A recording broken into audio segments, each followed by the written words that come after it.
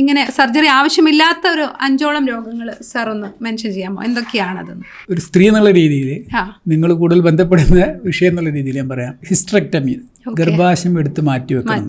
പല കാരണങ്ങളാൽ പറയും. അമിതമായ രക്തസ്രാവം ഉണ്ടായി, എക്സസ് ബ്ലീഡിങ് ഉണ്ടായി, നിർത്താതെ 15-18 ദിവസങ്ങൾ ബ്ലീഡിങ് വന്നുകൊണ്ടേയിരിക്കുക, അവർക്ക് നിൽക്കുന്നില്ല എന്നൊരവസ്ഥ വരുമ്പോൾ, ആ ബ്ലീഡിങ് അറസ്റ്റ് ചെയ്യാൻ കഴിയാതെ വരുമ്പോൾ നമുക്ക് ആ ഗർഭപാത്രം എടുത്ത് മാറ്റണം എന്ന് ഡോക്ടേഴ്സ് ഉപദേശിക്കാറുണ്ട്. അത് അങ്ങനെ പറഞ്ഞ കേസുകൾ ചികിത്സിച്ചിട്ട് പൂർണ്ണമായിട്ട് മാറ്റുകയും ഗർഭാശയം അവിടെ തന്നെ നിലനിർത്തിക്കൊണ്ട് ആ സ്ത്രൈണവ സ്വഭാവം അവരിൽ നിലനിർത്തിക്കൊണ്ട് തന്നെ കൊണ്ടുപോകാൻ കഴിഞ്ഞിട്ടുണ്ട്. ഇപ്പം നാസൽ പോളിപ്പ്, മൂക്കിൽ ദശ വരുന്നത്.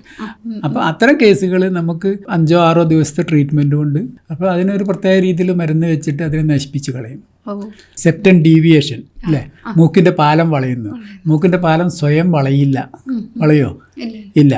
അതിനും സർജറി ഉണ്ട്. ഇത് ഡീവിയേറ്റ് ചെയ്ത ഭാഗത്ത് നിന്ന് തിരിച്ച് സർജറി ചെയ്തിട്ട് അവിടെ വെക്കും. പക്ഷെ നമുക്കതല്ലാതെ തന്നെ അത് സുഖമാവും. പിന്നെ സ്വയം എങ്ങനെ അങ്ങോട്ട് വളച്ചത് ഇതുപോലെ ഓപ്പോസിറ്റിൽ ഇങ്ങോട്ട് തള്ളാൻ പറഞ്ഞാൽ അത് മാറി വരികയും ചെയ്യും. ഇങ്ങനെ ഓരോന്നിനും. ഇപ്പോൾ എൻ്റെ കാര്യം തന്നെ ഞാൻ പറയാം. എനിക്ക് ഡയബറ്റിക് റെറ്റിനോപ്പതി വന്നതാണ്. എൻ്റെ കണ്ണിൻ്റെ കാഴ്ച പൂർണ്ണമായിട്ട് പോയതായിരുന്നു. ഞാൻ ഇവിടെ തന്നെ നല്ല പ്രശസ്തമായ ഹോസ്പിറ്റലിൽ വന്ന് ലേസർ ട്രീറ്റ്മെൻറ്റ് 4 ട്രീറ്റ്മെൻറ്റ് കഴിഞ്ഞിട്ടും എനിക്ക് കാര്യമായ മാറ്റങ്ങളൊന്നും വന്നില്ല.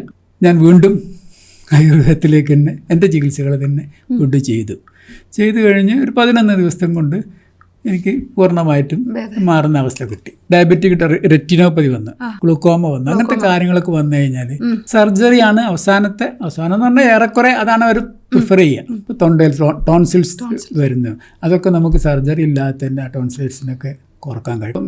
ഫെമറൽ ഹെഡ് എന്നുവെച്ചാൽ അവാസ്കുലാർ നെക്രോസിസ് എന്നൊരു രോഗമുണ്ട്. മിക്കവാറും നമ്മുടെ കാൽ ചണ്ണയിലേക്ക് കൊടുക്കുന്ന ആ ഫെമറലിൻ്റെ ഹെഡ് നശിച്ചു പോയ അവസ്ഥ, അത് റീപ്ലേസ് ചെയ്യാറാണ് സാർ, വേറെ ആർട്ടിഫിഷ്യൽ വെക്കാറാണ്. അപ്പോൾ അതിന് ഞാനിതുപോലെ ട്രീറ്റ്മെൻറ്റ് നടത്തി ആ ഫുൾ ഷേപ്പിൽ തന്നെ ആ ഗ്ലോബ് പോലെ തന്നെ തിരിച്ച് മുഴുവൻ മുറിഞ്ഞ് പകുതിയോളം കട്ട് ചെയ്ത് പോയ അവസ്ഥയിലുണ്ടായിരുന്നു. പഴയ പോലെ തിരിച്ചു വന്ന അനുഭവം ഉണ്ടായിട്ടുണ്ട്. ഇപ്പോൾ കാൽമുട്ടിൻ്റെ ശസ്ത്രക്രിയ വളരെ കോമൺ ആയിട്ട് വന്നിരിക്കുക. നമുക്കത് വളരെ സുഖകരമായ രീതിയിൽ മാറ്റിയെടുക്കാൻ കഴിയും. ഇഷ്ടംപോലെ പിന്നെ ഹാജരാക്കാൻ പറ്റും തെളിവുകളൊക്കെ. ഇപ്പോൾ SLE എന്നൊക്കെ പറഞ്ഞ രോഗമൊക്കെ അല്ലേ, ഇങ്ങനെ ബട്ടർഫ്ലൈ റാഷസ് പോലെ മുഖത്തൊക്കെ വരുന്ന സംഭവങ്ങളൊക്കെ 3-4 കേസുകൾ ട്രീറ്റ് ആ 3-4 കേസുകൾ ട്രീറ്റ് ചെയ്ത് മാറിയിട്ടുണ്ട്.